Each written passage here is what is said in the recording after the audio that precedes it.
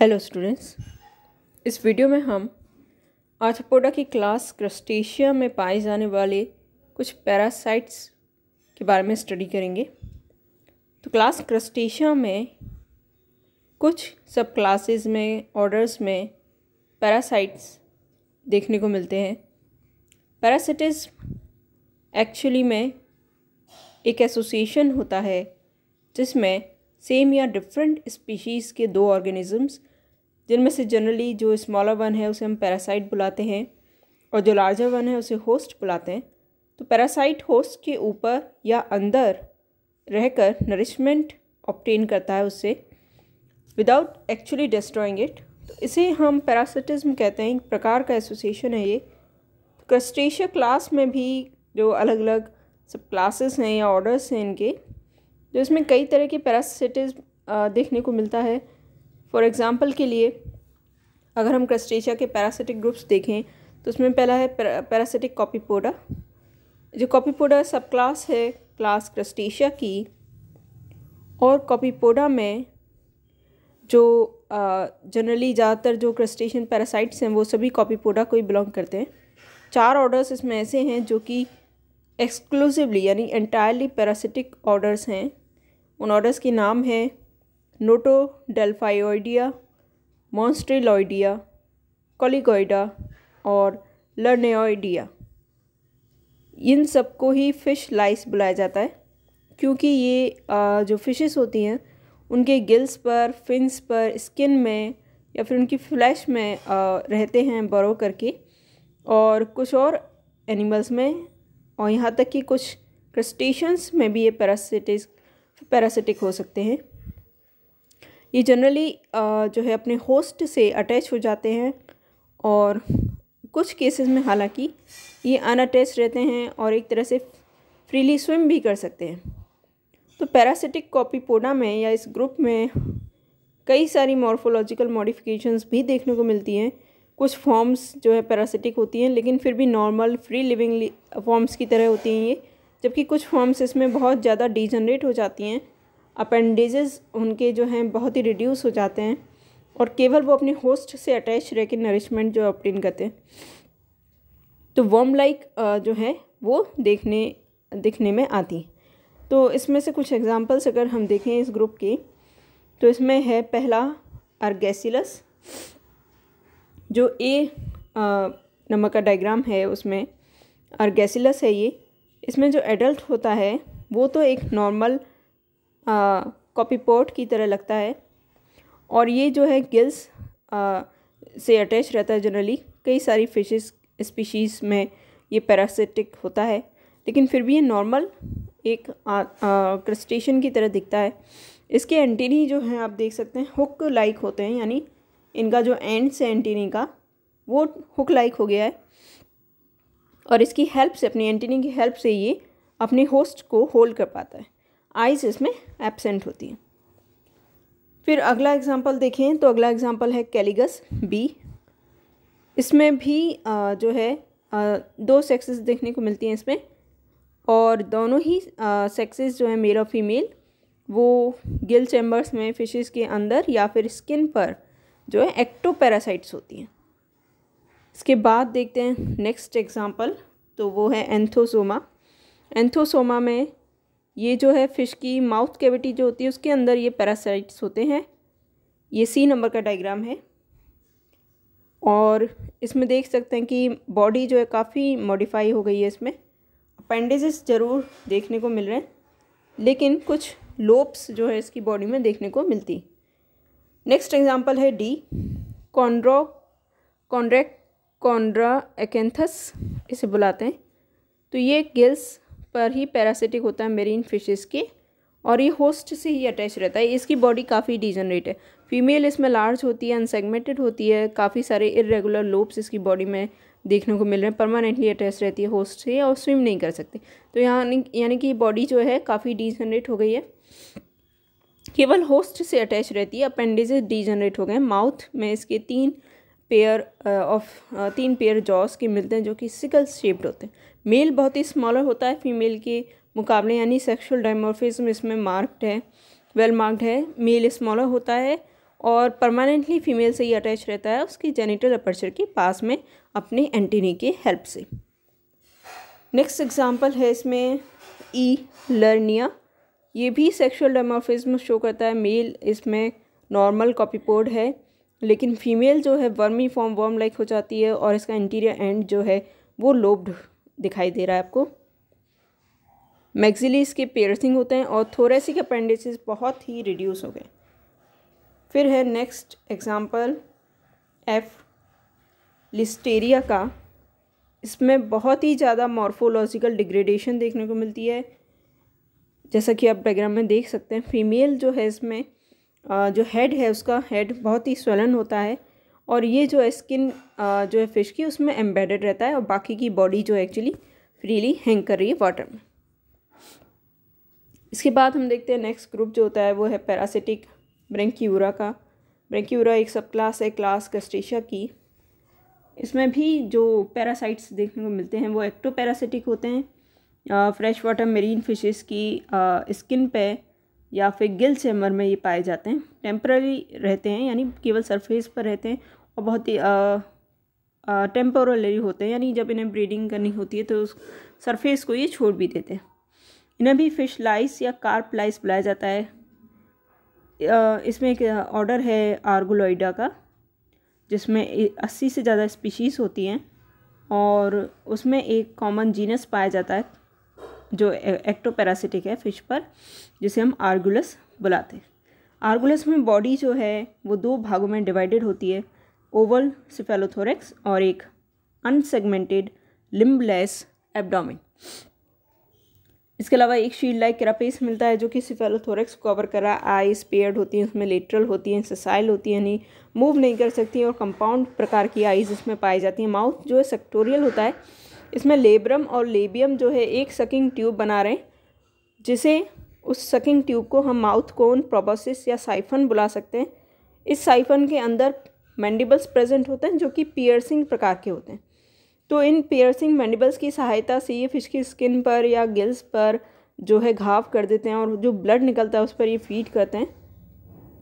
हर एंटीन्यूल जो इनका मॉडिफाई हो जाता है क्लॉ में और उसकी सहायता से अटैच रहते हैं बॉडी से। और एक और बात है इनमें खास बात कि इनके अंडर सरफेस पर, वेंट्रल सरफेस पर जनरली बैकवर्डली डायरेक्टेड स्पाइंस पाए जाते हैं, जिनकी हेल्प से ये जो अपना अटैचमेंट इतना स्ट्रॉन्ग बना के रखते हैं फिश की बॉडी पर कि जो पानी का बहाव है वो भी इनको वहाँ से ब्रश ऑफ नहीं कर सकता। दोनों ही सेक्सेस इसमें जो होस्ट की सरफेस पे जनरली क्रॉल करती हैं और जब ब्रीडिंग सीजन आता है तो उसे छोड़ देती हैं, यानी ये टेम्पररी पैरासाइट्स है। और स्प्रिंग और ऑटम में ये उस बॉडी सरफेस से अलग हो जाते हैं, ब्रीडिंग करते हैं, फर्टिलाइजेशन इनमें इंटरनल पाया जाता है। इसके बाद है पैरासिटिक सिरिपीडिया। जो सिरिपीडिया है वो भी एक सब क्लास है इसमें, और ये जो सिरिपीड्स होते हैं पैरासिटिक होते हैं और इनमें बहुत ही कुछ केसेस में तो एक्सट्रीम डिग्री तक डिजनरेशन देखने को मिलता है। तो इसका एक अच्छा एग्जांपल है सेकुलिना, जो आप डायग्राम देख रहे हैं। सेकुलिना ऑर्डर राइजोसिफेरा का मेंबर है जो कि एक्सक्लूसिवली पैरासिटिक ऑर्डर है और ये जनरली डेकापोड क्रस्टेशियंस पर पैरासाइट्स होते हैं। वर्ल्ड वाइड डिस्ट्रीब्यूशन है इनका। इसके कुछ एग्जांपल हैं पेल्टोगेस्ट्रेला पैरासिटिक होता है हर्मिट क्रैब पर यानी यूपेग्रस पर, जबकि जो डायग्राम आप देख रहे हैं वो सेकुलिना का है जो कि पैरासिटिक होता है दूसरे क्रैब्स पर। इसमें एडल्ट को अगर आप देखें तो एडल्ट देखने में ट्यूमर लाइक होता है। इसकी बॉडी जो है सैक लाइक होती है, छोटा सा एक सैक है जो कि जिसकी सहायता से ये अपने होस्ट के जो क्रैब है उसके एब्डोमेन से अटैच रहता है। ये जो इसकी सैक लाइक बॉडी है ये जिस पीडंकल की सहायता से, एक शॉर्ट पीडंकल की सहायता से क्रैब के एब्डोमेन से अटैच रहती है। एडल्ट की जो बॉडी है उसमें कोई अपेंडेजेस नहीं पाए जाते। ये जो देख सकते हैं आपकी एक क्रैब की बॉडी से एब्डोमेन से अटैच है एक पीडंकल के द्वारा, और इसमें कोई अपेंडेजेस नहीं है, बस एक छोटी सी sac like tumour like body है इसकी। सेगमेंटेशन नहीं है, कोई सेंस ऑर्गन्स या डाइजेस्टिव सिस्टम तक नहीं पाया जा रहा है इसमें केवल जो है ये अपनी बॉडी से एक बहुत सारे नेटवर्क निकालती है, बहुत सारे डेलिकेट फिलामेंट्स का या राइजॉइड्स का, जो कि इस पीडंकल से, इसके पीडंकल से निकल के जो होस्ट की बॉडी है, क्रैब की बॉडी, उसके सभी पार्ट्स में जो है फैल जाते हैं। ये जो सिस्टम है आप देख सकते हैं, रूट लाइक प्रोसेसेस हैं जो सेक्युलिना से, उसके पीडंकल से निकल रहे हैं, क्रैब की पूरी बॉडी तक फैले हुए हैं। इन्हें राइजोइड्स बुलाया जाता है और इसलिए इस ऑर्डर का नाम है राइजोसेफेला। तो ये क्या काम करते हैं, ये न्यूट्रिएंट्स एब्जॉर्ब करने में हेल्प करते हैं। टिश्यू फ्लड तक, हर कोने तक पहुंचकर क्रैब की बॉडी तक, होस्ट की बॉडी तक ये न्यूट्रिएंट्स को एब्जॉर्ब करते हैं। तो राइजोसेफेला एक एग्जांपल, एक एक्सट्रीम केस है मॉर्फोलॉजिकल डिजनरेशन का। पैरासिटिज्म के लिए जो एक मॉडिफिकेशन है वो इसमें देखने को मिल रही है। इसके अलावा सेकुलिना जो है उसमें एक रिमार्केबल लाइफ साइकिल होती है उसकी। उसमें एक उसकी जो लाइफ साइकिल है वो शुरू होती है जब इसके एग्स जो हैं हैच होते हैं, और पहली स्टेज जो इसमें नॉपलियस लार्वी की होती है। ये जो नॉपलियस लार्वी हैं सी में जो है आने के बाद डेवलप होते हैं सिप्रिस लार्वा में।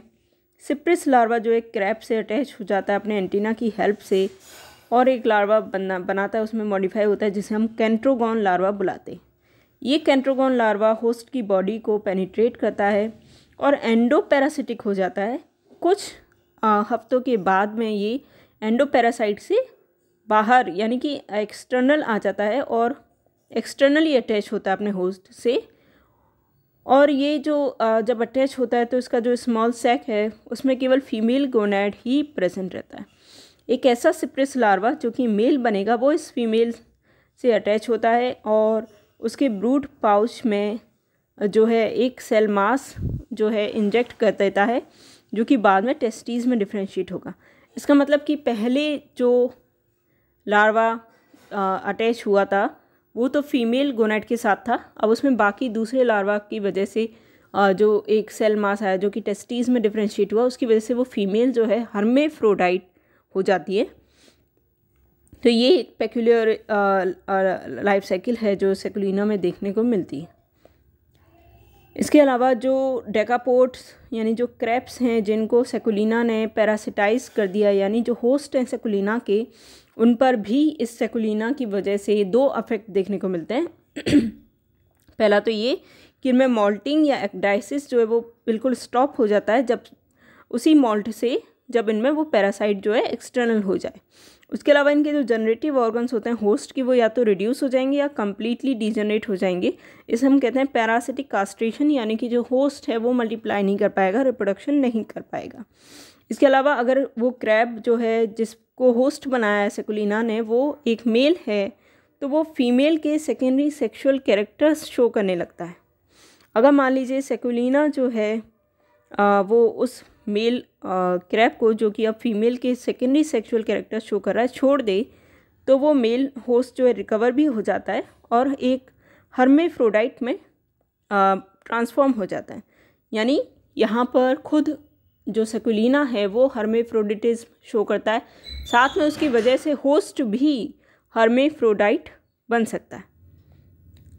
इसके अलावा जो ऐसी अगर फीमेल है, यानी होस्ट अगर फीमेल था, तो उस पे से अगर सेकुलिना ड्रॉप आउट हो जाए तो उसमें जो है पैरासिटिक कास्ट्रेशन देखने को मिलेगा, यानी वो एडल्ट से एक जुवेनाइल में ट्रांसफॉर्म हो जाएगी जो कि स्टेराइल नॉन फर्टाइल हैं।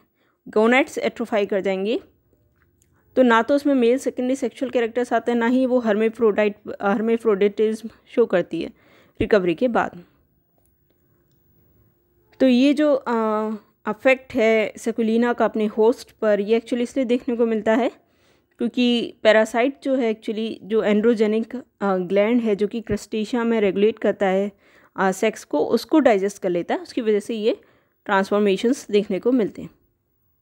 इसके बाद नेक्स्ट ग्रुप है पैरासिटिक आइसोपोडा, जिसमें आइसोपोड्स जो हैं जो कि सब क्लास मेलाकोस्ट्रेका के ऑर्डर्स होते हैं। तो उसमें आइसोपोड्स जो है फ्री लिविंग होते हैं, लेकिन उसमें से कुछ आइसोपोड्स ऐसे भी हैं पैरासिटिक होते हैं। उसमें से एक एग्जांपल है गनेथिया का।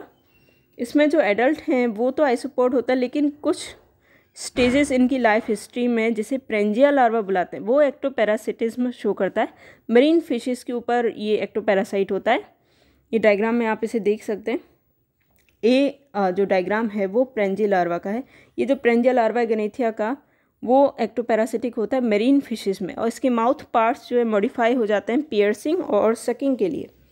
इसके अलावा एक और एग्जांपल है बी, वो है बोपायरस। बोपायरस जो है पैरासिटिक होता है, प्रॉन के गिल चैम्बर के अंदर रहता है ये। इसके माउथ पार्ट्स भी सेक्टोरियल होते हैं, मैंडिबल्स पियर्सिंग होते हैं। इसमें फीमेल जो है लार्ज होती है, एसिमेट्रिकल होती है, और मैक्सिली उसके एब्सेंट होता है। मेल बहुत ही स्मॉल होता है, परमानेंटली अटैच रहता है फीमेल से। तीसरा एग्जांपल है सी, क्रिप्टोनिस्कस। ये एक हाइपर पैरासाइट है, क्योंकि ये जो राइजोसिफेलन सिरिपीड्स होते हैं उनके ऊपर पैरासिटिक होता है। एडल्ट फीमेल जो इसमें डीजनरेटेड होती है उसकी बॉडी। इसके बाद अगला एग्जांपल है पैरासिटिक एम्फीपोडा का। एम्फीपोड्स में आइसोपोड के मुकाबले ये भी एक ऑर्डर है एम्फीपोडा, सब क्लास मेलाकोस्ट्रिका का, लेकिन इसमें पैरासिटिज्म कम देखने को मिलता है। बहुत ही कम एग्जांपल्स हैं। एक एग्जांपल इसमें वेल लाउस या साइमस, जिसका डायग्राम आप देख रहे हैं। साइमस जो एक्टोपैरासिटिक होता है वेल्स पर, इसकी बॉडी डिप्रेस्ड है, एब्डोमेन रिड्यूस है, इसका माउथ पार्ट सेक्टोरियल होते हैं, लेग्स क्लॉड होते हैं, यानी क्लॉज पाए जा रहे हैं लेग्स के एंड पर, और इनकी हेल्प से ये जो है अपने होस्ट की स्किन से यानी वेल की स्किन से अटैच रहता है।